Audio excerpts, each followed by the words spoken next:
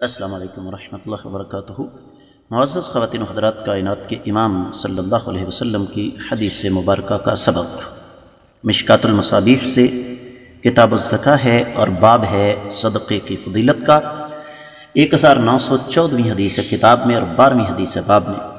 وعن ابی ذر قال قال رسول اللہ صلی اللہ علیہ وسلم ان بکل تسبیحۃ صدقہ وکل تکبیرۃ صدقہ وکل تحمیدۃ صدقہ وکل تہلیلۃ صدقہ وامر بالمعروف صدقہ، بلکہ وامر بالمعروف صدقہ ونہی عن المنکر صدقہ وفی بضع احدکم صدقہ۔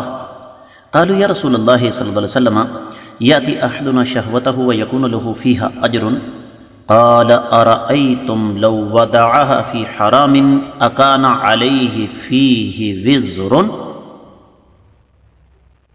فَكَذَلِكَ إِذَا وَضَعَهَا فِي الْحَلَالِ كَانَ لَهُ أَجْرٌ، رواہ مسلم۔ معزز خواتین و حضرات، بڑی عظیم حدیث ہے امام الانبیاء محمد الرسول اللہ صلی اللہ علیہ وسلم کی۔ ترجمہ سماعت فرمائیے گا۔ سیدنا ابو ذر غفاری رضی اللہ تعالیٰ عنہ سے روایت ہے کہ نبی کریم صلی اللہ علیہ وسلم نے ارشاد فرمایا، سبحان اللہ کہنا صدقہ ہے، اللہ اکبر کہنا صدقہ ہے، الحمدللہ کہنا صدقہ ہے، لا الہ الا اللہ کہنا صدقہ ہے، اچھی بات کا حکم دینا صدقہ ہے، برے کام سے روکنا صدقہ ہے، حلال اپنی شرمگاہ کو حلال طریقے سے استعمال کرنا صدقہ ہے۔ صحابہ کرام نے عرض کیا، اللہ کے رسول صلی اللہ علیہ وسلم، ہم میں سے کوئی شخص اگر حلال طریقے سے اپنی جنسی خواہش کو پورا کرتا ہے تو کیا اس میں سے اس کو ثواب ملتا ہے؟ فرمایا کیوں نہیں، اگر وہ اپنی خواہش حرام طریقے سے پوری کرتا تو کیا اس وجہ سے اس پر گناہ نہ ہوتا؟ مطلب ہے کہ ضرور ہوتا۔ اس لیے اگر اس نے حلال طریقہ، اللہ کا بتایا ہوا طریقہ اختیار کیا ہے تو اس کو اس کا اجر و ثواب ملے گا۔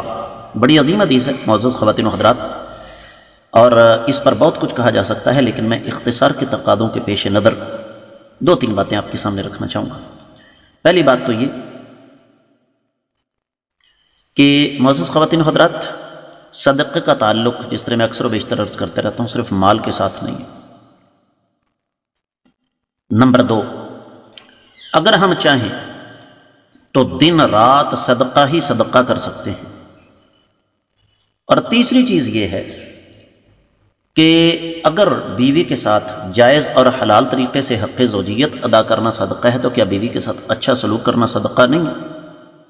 اس پر ہم سب کو غور کرنے کی ضرورت ہے۔ انتہائی عظمت والی حدیث ہے، ضرور غور کیجیے گا۔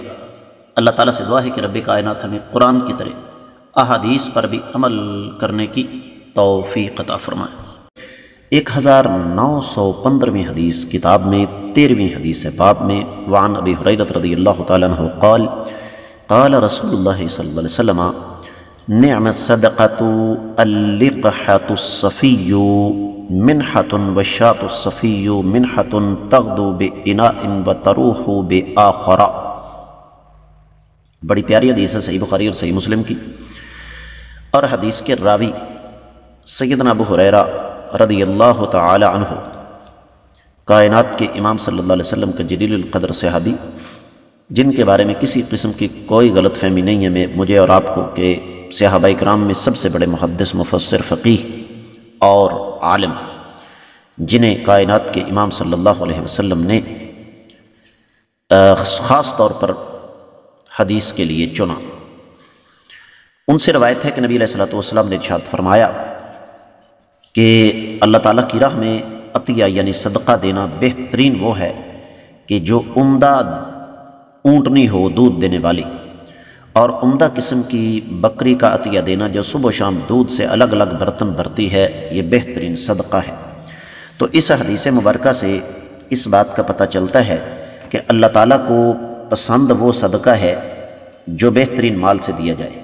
یہ نہیں ہے کہ جو مال فالتو ہو وہ اللہ کی راہ میں بطور صدقہ دے دیا جائے۔ تو چونکہ اللہ تعالیٰ عظیم ہیں، بہترین چیزوں کو ہی اللہ تعالیٰ پسند فرماتے ہیں، تو ہمیں اس نقطے پر غور کرنا چاہیے۔ یہ حدیث مبارکہ ہمیں بتاتی ہے کہ فالتو مال اللہ کی راہ میں دینے کی بجائے بہترین مال اللہ کی راہ میں بطور صدقہ دینا چاہیے۔